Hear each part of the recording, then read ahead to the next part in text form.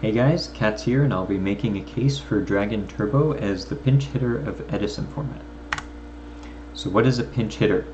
In baseball, a pinch hitter is a substitute batter who replaces another player in the lineup during an at-bat. They're typically used to replace a weak hitter, often the pitcher, or to exploit a favorable matchup based on statistics. Now I know most of you don't speak sports, so to put it in a context that I think you might understand, it's this guy from the volleyball anime. So how does this apply to Dragon Turbo?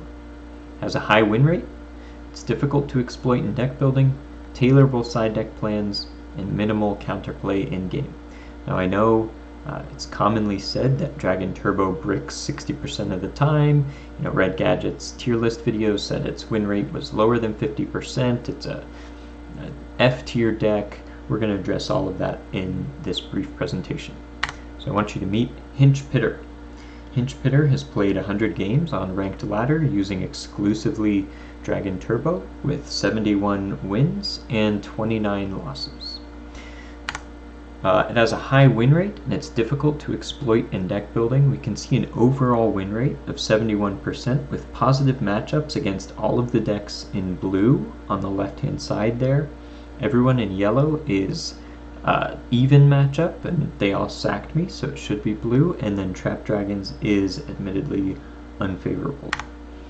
There's a tailorable side deck plan. You can play whatever floodgates you want: Master Restrict, Royal Oppression, Skill Drain, Royal Decree, Consecrated Light, just to name a few, and then you can just sweep them away or Brio bounce them to execute your own game plan when the time is right. So you get to target your opponent's decks, and meanwhile if they try to target you with something like Fossil Dyna or Royal Oppression of their own, you just use a Lightning Vortex or a Giant Trunade, which you drew because you drew your whole deck, and you get to play the game anyway. So it's an asymmetric advantage for you in the side deck battle.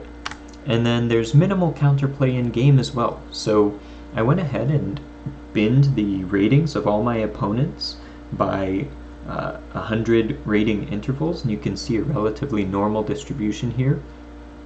The win-loss rating differential, meaning the average win rate of my opponents that I won against versus the average win rate of the opponents I lost against, the difference between those two averages is only 53, which ends up being about a quarter of a standard deviation of the rating itself. So we're looking at a minimal difference between skilled players and unskilled players in the outcome of the game.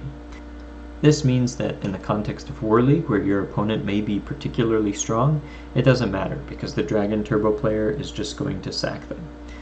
All that to say, consider picking up a Dragon Turbo player for your Edison format War League team in Season 4, and I'll be one-tricking it.